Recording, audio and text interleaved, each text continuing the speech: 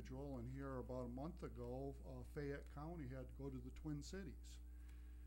Just a really bad situation considering we have a mental health institute out here, but they're way understaffed. Dr. Davy has got less staff than he had.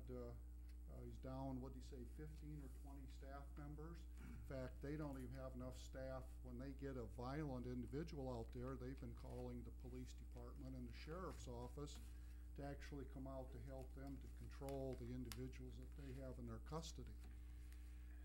So it's a real serious problem. Sheriff Wolfgram talked about having an individual that a judge wanted committed to Oakdale, and Oakdale wouldn't take him, said it would be 6 months before they would have a bed for him. So the sheriff had to have him in an isolation cell for, was it 3 months? And every day take him to the local hospital to get his medications and things because they obviously weren't qualified.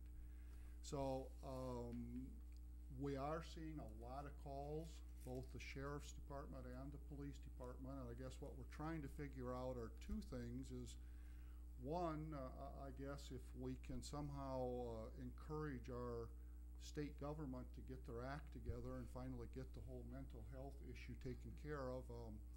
It's kind of one of those things like everything, everybody wants something done, but by the way, you don't spend any money on it. Dr. Davy was very cooperative, all of the staff was. Their hands are tied out there. They just don't have the beds. He said if he had the staff and the funding, he could open 2 or 3 wards.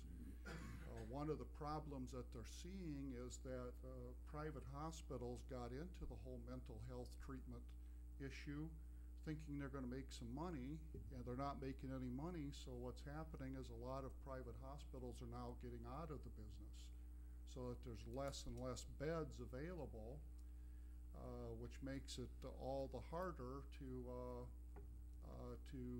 find a place for an individual to be treated. The other thing is everything is an acute treatment, and a lot of the calls that the police department has to make are repeat calls. The whole theory is you give somebody a couple pills and they'll go home and take it. The reality is they go home and don't take it, and then the call comes back in. So what we're trying to do is to figure out what we can do to speed up the process so we don't tie up our officers with such long trips and stays up at the hospital. And the other thing is trying to figure out a way of having a support system for the officers. Some of the larger communities now have what are called mobile emergency units, where if an officer has problems, they can call and get some help, some advice. Dr. Davy and his staff actually were very complimentary about our police department and their handling of individuals, but it's a very volatile situation when they get to the home. And so anyway, that's kind of what we're trying to look at there to come up with something to deal with an ever-growing problem.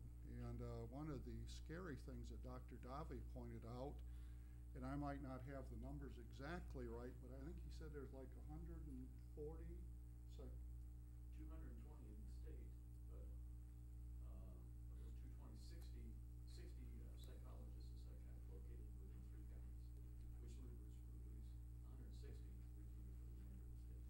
Right, so we're number 47 in the number of psychiatrists to 100,000 people in the nation. So that's just an astounding number that we kind of pride ourselves on our health and our system in the whole scheme of it in Iowa is really behind in its mental health issues. And so the other thing is he talked about a lot of those individuals are going to be retiring in the next 5 to 10 years, and there's not a lot of people coming in to take their place. A lot of burnout in that profession.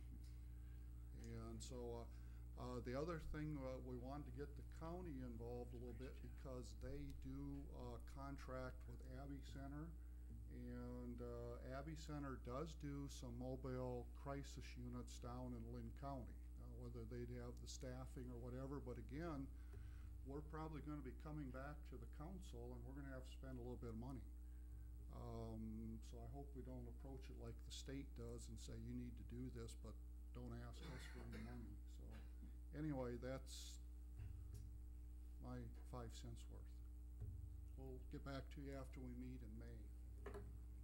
Okay, thank you. Nothing. Loretta?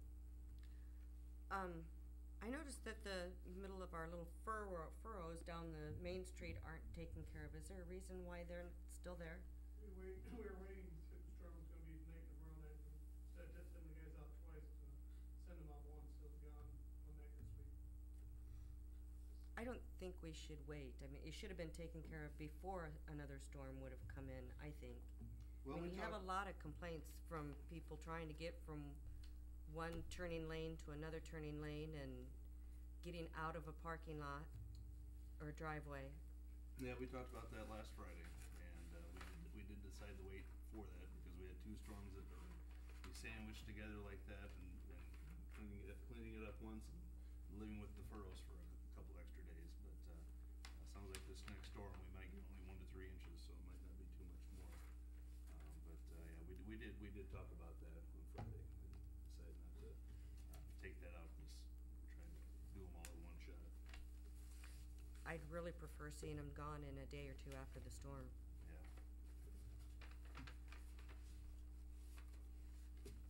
Anything else? That's it. Dick? No, nothing. Barb? Steve? I just wanted to remind everybody that hotel motel grant applications are out and available. They are due back to the city by April 1st. You can either stop at City Hall to get an application or go to the city website. They are available there also. I also wanted to mention, I had a concern brought to me last week about the house numbering or the building numbering in town. There's a lot of homes that don't have their house numbers on the front, and you're supposed to have 4-inch high numbers in a conspicuous place on the house in a contrasting color from the siding. I think we have a lot of issues where maybe something got repainted or sided and the numbers got painted over. So just wanna let everybody know to make sure to get your numbers on the house. I know even I'm guilty because my numbers are on the mailbox, they're not on the house, so I need to get some on the house. And it makes it certainly easier for public safety, fire, police, ambulance to know where they're going. So it's certainly a benefit for you to have those numbers on there. And there's also concern about, some of the other local area services, Meals on Wheels, trying to get out and find homes. They can't do it because there's no numbers on the house. So please make a point to try to get out there and do that. And we'll follow up with that and see how that goes. But just wanted to mention that, make sure everybody's aware of that. John mentioned about the street meeting with B&K. I did meet with them last week, and we've started that process of developing that plan. And right now we're looking at we've gotten information from our city departments as far as where our storm sewer issues are, where our sanitary sewer issues are, where are the water issues, so we can kind of coordinate that with the condition of the street, the traffic flow, and come up with a grand plan and say, these are the streets and this is the priority. So that process is moving forward. And the last thing I have then is a discussion about trying to set up a time for council workshop. So I don't know if anybody has any ideas as far as meeting time, but I thought if we wanted to try and do that next week, we could look at maybe a Tuesday afternoon, Thursday.